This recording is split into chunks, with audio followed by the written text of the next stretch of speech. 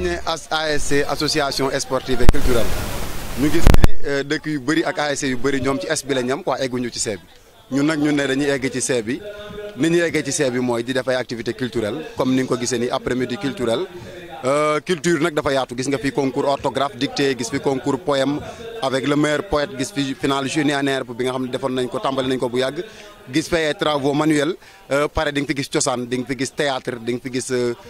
tout ce qui est culture tey au niveau de SAFCO 3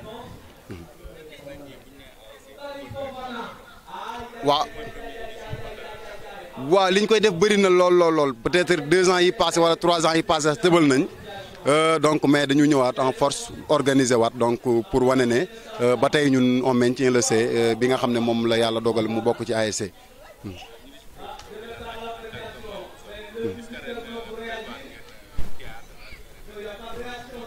waaw ñu ngi ci mais li koy compliquer mooy toutes les ASC organisé xam bu ñuy wax zone ASC yi ñoom ñoo tax bu ASC yi organisé woon amay commission culturelle yu forte comme ni ko ASC zone de tir amee yëf yi dina yomb mais xam naa au fur et à mesure ñuy dem duñ ko forcer dina ñëw heure bu mënee nekk rek bu soobee yàlla dinañ ko def parce que on a un président quand même qui est trop culturel donc xam naa ne bu ko occasion bi mayee rek dinañ ko organiser parce que am nañ ay salle de spectacle yoo xam ne war nañ ko fa mën a def. waaw xam nga bokk moom du par force donc peut-être c'est pour des raisons internes ku ci nekk am na ay raisons yoo xam ne moom moo tax bokkoo mais ñi fi nekk ay ASC yu mag lañ donc boo xoolee yi bokkul yëpp à part dental ASC zone de tir moo ci ëpp vécu moo ci njëkk donc da ngay gis ne ASC yi ñu ngi fi di football avec des joueurs de talent avec des staff ak ay présidents yu xam nawetaan bëgg nawetaan donc ñi bokkul aussi ñoom dañu parewul rek. waaw li may mujjee wax mooy di sant le parrain d'abord. Le directeur des infrastructures et de l'équipement au niveau du ministère de la santé monsieur Amadou Diouf nga xam ne lii fi nekk nii yëpp tey moom moo ko fi def donc il nous a soutenu moralement mais financièrement pour que ñu mën a teg activité bi parce que tey ASC lu mu bëri doole lu mu am idée pour mu dem faaw ñu koy soutenir comme disent les wolof peccum liir bu neexee nday jaa jàpp ca mbay. maa ngi nuyu ñëpp di sant ñëpp di gërëm ñëpp man la Awa Gueye nekk ci section féminine ASC bi maa ngi ziar ñëpp comme ak ASC la suñu gox la suñu dëkk la boo xamante ne ñëpp a ci war a jàpp il faut que ñi jiitu ñu jàpp ci ñeneen ñi ñëw topp suñu ginnaaw ASC la day am football culture lépp a ngi ci biir waaw ñun nag ñoo gérer côté culture bi formé nañ xale yi ci ay ballet décor ci ay coquillage ci ay papier sable formé nañ xale yi ci atelier yu bari travaux manuels théâtre côté théâtre beeg yëpp kii nañ ci formé nañ ci xale yi macha allah depuis boobu tey nag lañu jël journée pour exposer li ñu jotoon liggéey ak semaine bi yëpp ci xale yi.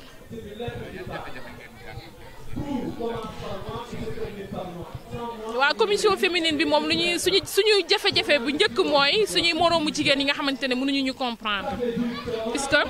nga bàyyi sa yite yëpp ñëw taxaw di jàppale ASC bi après nga ñëw tey jii nga woo kenn kaay ñu dem jàppale ASC bi nga ni non du ma dem ci ay affaire ASC affaire yu mel noonu après yow da nga ciy gis sa bopp loolu mooy suñu jafe-jafe bu gën a fës daal maanaam jafe-jafe bu gën a fës loolu la waaw. waa violence yi tamit aussi ñu bàyyi ci xel bu baax ndaxte tey jii ay jigéen lañu njaboot lañu suñu bàyyi suñu njaboot yi dem bëgg nañ bu ñuy ñibbi si ñëpp nekkaat si jàmm waaw te réew mi fi mu toll nii gis nañ ni mu mel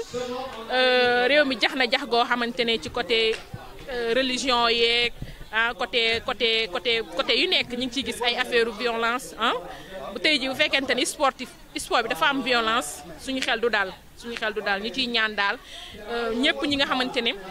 ñi ngi ñëw stade puisque dañ naan ñiy gàmmu ñiy raas dem bokkul ñi ñaan daal ñëpp gàmmu si man mar ci ASC zone de tir ndax dafa nekk ASC boo xamante ni si suñuy loxo la juddoo te ni ma ko doon waxee bu yàgg ne nit ki sa doom bu demoon ba fii ba États-Unis sax du tax cofeel bi nga xamante ne am nga ko ci moom mu deñ moo tax li président Cissé wax mënuñ kaa ñàkk a def mënuñu fee jóge rek ne dañuy bàyyi faw ñu continuer di si jàpp te loolu dañuy ñaan ñëpp ñu si jàpp li tax ñu si jàpp aussi contentement la parce que dirigé na ASC yi nekk ci zone bi mais aussi je fais partie du comité directeur de l'ODCAV de Rufisque mooy l'organisme départemental donc xam naa mbooleem ASC yi nga xamante ne moo ngi ci département de Rufisque ci li ñuy yëngu seeni activité et mën naa ko wax et je vais parler sur le témoin du chef de village monsieur Diop que l'ASC Zone de Tir fait partie des ASC de référence li tax may wax ci témoignage am mooy mën naa wax sax ñu foog ne parce que fii laa bokk moo tax may faral sama ASC déedéet yàgg naa toog ak monsieur Arona Bathily qui est l'actuel président de l'ORCAV mooy structure régionale qui dirige région de Dakar bi mu koy wax ci ASC Zone de Tir donc ASC Zone de Tir ASC de référence la ci kaw lan mooy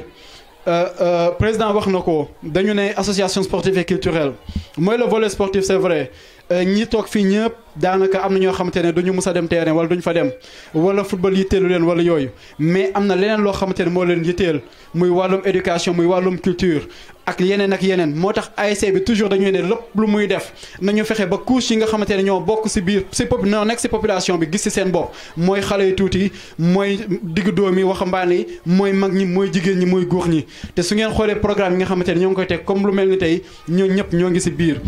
ndax ASC dañ koy wax dañu ne sportif et culturel mais keroog maa ngi koy wax ci biir panel bi ne on parle d'ASC de nouvelle génération pourquoi mooy ASC boo xamante ne day gëstu ci volet développement maanaam gox bi nga xamante ne ñun fa la ñu nekk lan moo ci suñu rôle je le disais au niveau de la sous-préfecture que le président moo ngi woote sur le cleaning day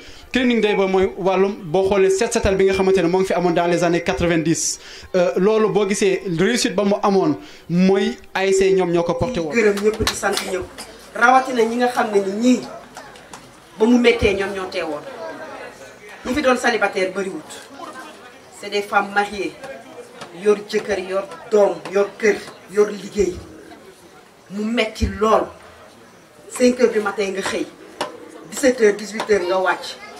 enchaîner dem école avec les enfants ba ñuy noddu timis yaa ngi fa ñenn ñi gëm nañ ñi ci des gëmuñu mais nag sant yàlla ndax yàlla ñu mooñee bëgg xale ñu suñu mission ñu jàpp ne ci xale yi lañ ko war a doolee kon tey macha allah luñ ci def rek dañ koy xeeb ndax métti woon na ba yegg ci lool mais nag tey buñ leen gisee suñu xel dafay dal macha allah suñu déggee parrain bi wax suñu xel dafay gën a dal macha allah di wax ne rek SAFCO Zone de Tir du moins ñun ñoo ko bokk lu ci waay def lu ne sa bopp nga defal kon nag jot na ñu xoolaat toogaay bi gars yi gën a ubbeeku waat ci ASC bi gën a jàppale waat ASC bi parce que tey bay si say weewu tànk noonu la ko olof di waxee du ñu uti leneen feneen lépp lu ñu am fii la.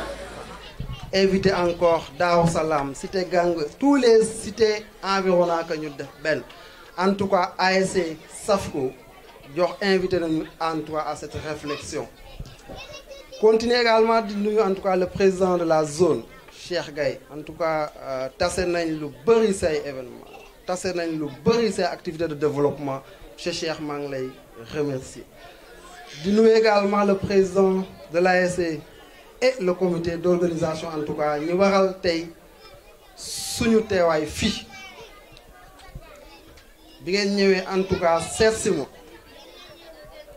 bi ngeen ma je pensais que ASC football lañ may wax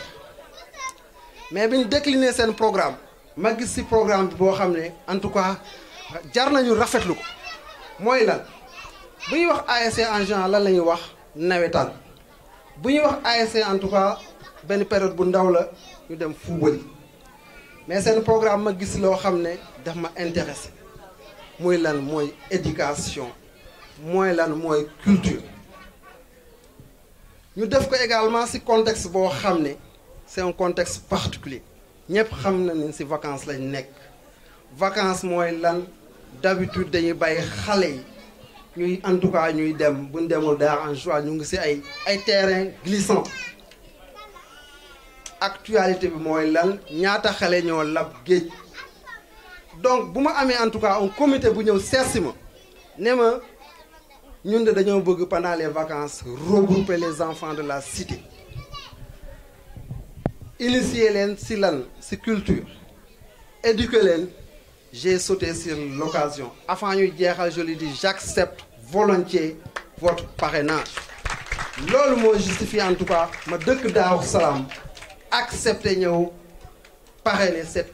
importante activité c'est important à nouveau remercier le comité ki ko initié ku déglu xale yi sànq nga xam ne il était bien encadré am na ñu nekkoon seen ginnaaw pendant un laps de temps il faut le souligner temps bu ndaw la mais def nañ si loo xam ne tey déglu nañ fi ay messages forts yoo xam ne donc wane na ne les enfants comme on dit toujours c'est des foyers qu'il faut réchauffer